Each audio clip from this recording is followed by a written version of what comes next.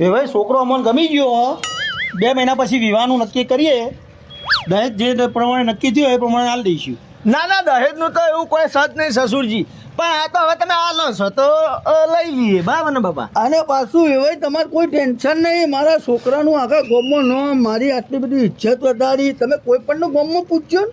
ના ના એ તો અમે ચેક કરી લીધું. અરે છોકરો મને બરોબર પસંદ આવી ગયો. બરાબર? આખા ગામમાં તમને કોઈ કહેવાનું નહીં મળે. પૈસા લાય. પૈસા તમે તો કહેતા કે પૈસા તમારે તો શરીફ મોણો. એ તો અમારા ગામમાં પેલું મંદિર બને ને એના માટે લખાય ને લેવા આવ્યો.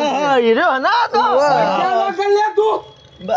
તમે બાપા તમે વેવાઈ અંગાત બીજી વાતો કરો. બીજું શું લેવું આપણે ફર્નિચર ને સોફા ની નું બધું વાતચીત કરી લે. હું મારા ભાઈબંધ આ તો ગામમાં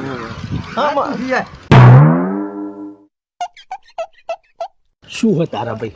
શું હો પૈસા આલવા કર કે શાંતિ રાખ. તારા પૈસા હે ને હું 2 મહિનો ચેડી હાલ દઉં. 2 વર્ષથી આલ્યા નહીં, 2 મહિના ચેડી હાલ દે તું. મને ભરોસો નહીં તારા ઉપર. 2 વર્ષથી તો મારા જોડે સેટિંગ નતું ભાઈ. આ જો પેલો મારા હાળો ના મારા હારો લગ્ન નક્કી થઈ ગયો બરોબર. 2 મહિના પછી તો મારા લગ્ન કરોડપતિ ઘણા રૂપિયા લઈને આવશે મારા બાબુ. હા તે મારે એ બધું નહીં જોવાનું. તું પૈસા હાલ હાલવા કર. એ 2 મહિના ચેડી ને એ બધું મારે નહીં જોવું. હાલ પૈસા હાલ નકર વેવાઈ. એ વેવાઈ હું કેતો તો પગે લાગો આવ્યો સસુરજી માં ભાઈબંધ ને તમે પગે લાગી લે પગે લાગી લે ભલે હે બીજું અરે બીજું તો હું તાર પાછા પોખલો તોડી નાખો મહિનો. વાત હોભળ કે એ મારા લે કરોડપતિ હા પણ તારા કેટલા 50,000 લેવાના. ઓહો. તને 70,000 આલે બસ. તું હાલ હાલ માર 70 નહીં જોતા હાલ 50. એટલે હોભળ પેલા માર વાત દહેજમાં જે પૈસા આવે ને બેનો કોમ તો અહીં તારું એ કોમ થાય ને મારું શું કોમ થાય?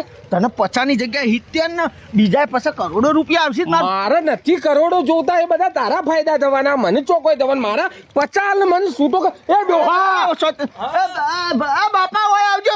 મનાતું નહીં મારા બાપાને જો હોભળ એ ભાઈ. હું હાલ આવ્યો. હા બાપા હોય આવો. એ સસુરજી કર ઉભા રહ્યો ઘણી વાર. મોનતો નહીં. કેજો આ કોણ છે ને શું છે કયો? અલ્યા દીપલાનું મોઢમાં ઠેકાણું પડી ગયું અને 2 મહિનામાં અવસર લેવાનું છે. આ તે લેન તું તાર ગભા કરીને ફરી નો અવસર. મારા પૈસા લાય તું હાલ ના હાલ. અલ્યા પણ પૈસા હાલ લાવવાના છો થી યાર. અત્યારે અવસર કરીને આટલું બધું દહેજ આલવાનો ઢગલો રૂપિયા નું બધું ઉપર વ્યાજ આલું ગોડા ઢગલો. પેલા બાપ ને બેટો 2 જણા મંતરતા હતા. હવે વેવાઈને કાલ્યો મેં અંદર ફરી પગે ના લાગવું. મારી વાત તું મારી વાત હોભળી લે. તારા પૈસા હાલ દી.